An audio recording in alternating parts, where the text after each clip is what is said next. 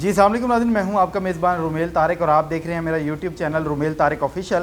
एक मरतबा फिर से गुज़िश्ता चंद घंटों के दौरान हुई अहम डेवलपमेंट की अपडेट्स लेकर आपकी खिदमत में हाजिर हुए हैं। जैसा कि हमारे पड़ोसी मुल्क से कुछ बाज़गश्त आ रही हैं कि कुछ स्टेटमेंट्स दिए जा रहे हैं हमारी पाकिस्तान की शख्सियात की जानिब से और जो कि एंटी स्टेट जा रही हैं। जी हाँ, मैं बड़ा सोच समझ के ये जुमले इस्तेमाल कर रहा हूँ। एंटी स्टेट स्टेटमेंट्स जा रही हैं हमारे ही सफ़ों में कुछ मौजूद लोगों की जानिब से, जो कि इंडिया के लिए काफ़ी फ़ायदेमंद साबित हो रही हैं और वो उनको कल से वावेला कर रहा है, पीट रहा है, बल्कि आज सुबह से वो उसका वावेला कर रहा है, पीट रहा है और दिखा रहा है कि देखें पाकिस्तान में क्या अनहोनियाँ हो रही हैं, जो कि सरासर हमेशा की तरह प्रोपोगेंडा है, फ्रॉड है। तो इस सारी मुहर्रकात से भी पर्दा उठाएंगे कि ये क्या मामलात है, क्या मुहर्रकात हैं, क्या असबाब है।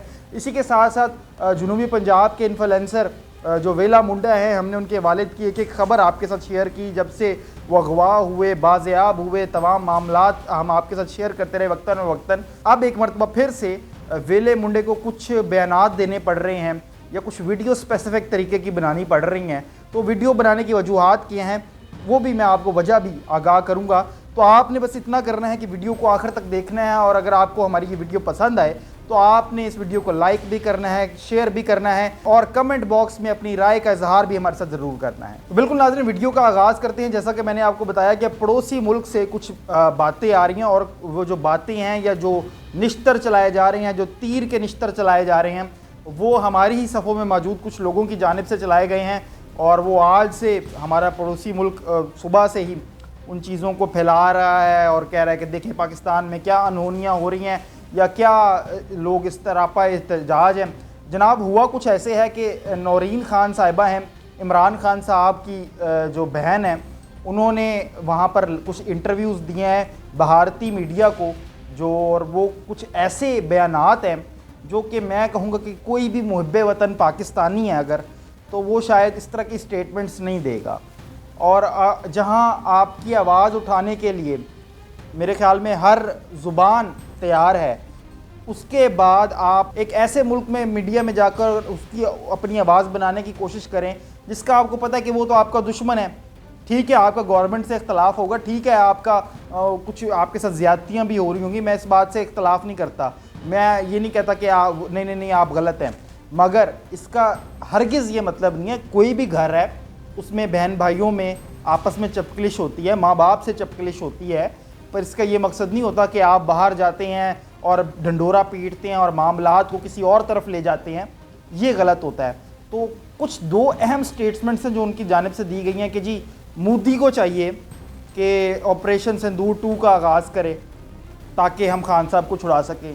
भाई, ऑपरेशन सिंदूर 2 में इतना दम होता कि वो अगर हमारे मुल्क को कोई नुकसान पहुंचा सकता है या खान साहब को छुड़वा सकता, तो ऑपरेशन सिंदूर 1 हुआ है, उसमें क्यों नहीं खान साहब को छुड़वाया जा सका, या कोई और मामलात या इस तरह के और कोई फितना फसाद नहीं हो सका पाकिस्तान में।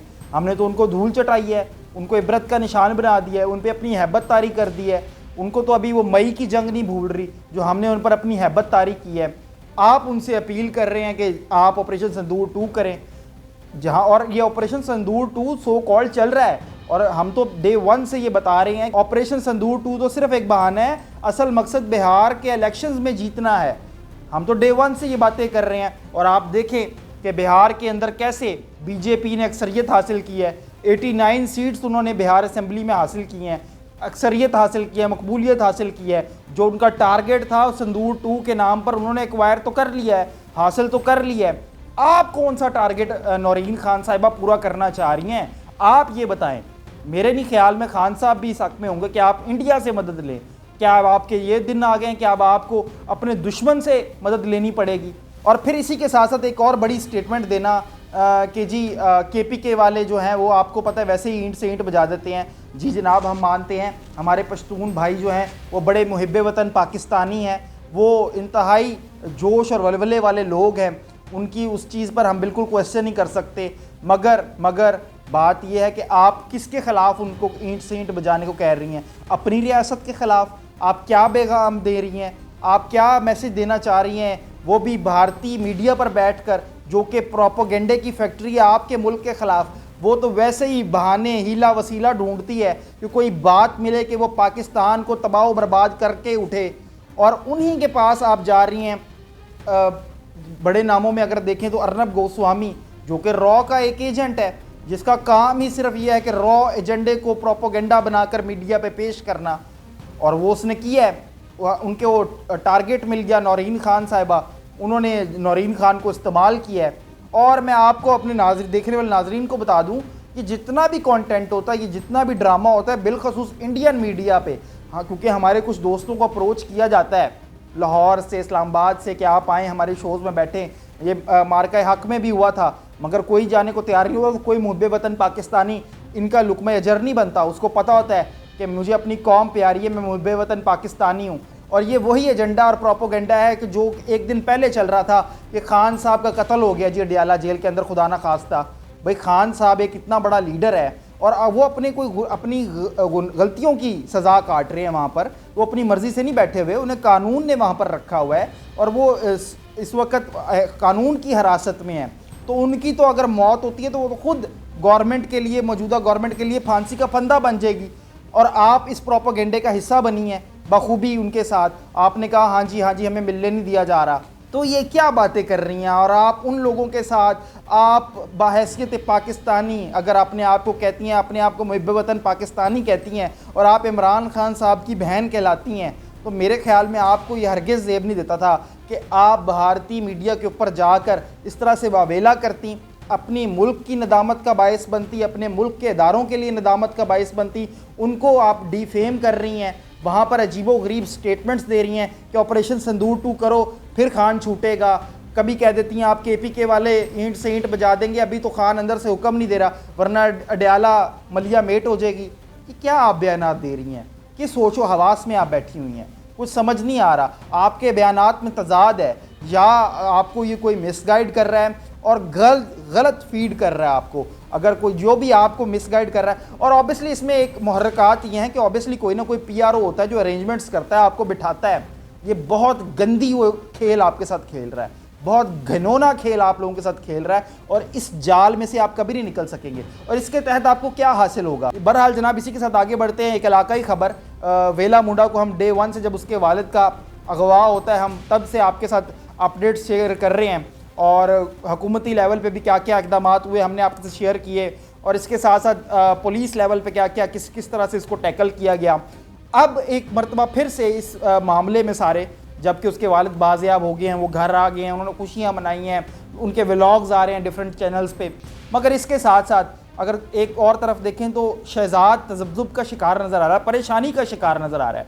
उसको व्लॉग्स करने पड़ रहे हैं अपने आप को सच्चा साबित करने के लिए कि हाँ मेरे वालिद अगवा हुए थे। अभी भी ये सारा सिनेरियो चल रहा है। अब अल्लाह जाने कि ये व्यूज़ हासिल करने की एक जंग है या अल्लाह जाने ये क्या है, मगर पूरे व्लॉग्स उनके आ रहे हैं जिसमें वो अपने आप को क्लियर कर रहे हैं, अपनी जस्टिफिकेशन दे रहे हैं, अभी तक अब वो अपने आप को बयान कर रहे हैं। ऐसा लगता है जैसे कोई शख्स अपने आप को क्लियर कर रहा है, या ऐसा लगता है कोई शख्स शायद आपसे गलती हुई है। बाकी बहरहाल जी ये तो अदारे इस बात को बेहतर आगाह करेंगे, और फैक्ट फाइंडिंग रिपोर्ट्स भी आ रही हैं। 4 लोग जो हलाक हुए हैं जी इनकाउंटर के अंदर, जब वेला मुंडा के वालिद को बाजियाब कराया गया उनकी गिरफ्त से, तो ऑब्वियसली इदारे इस बात के पाबंद हैं।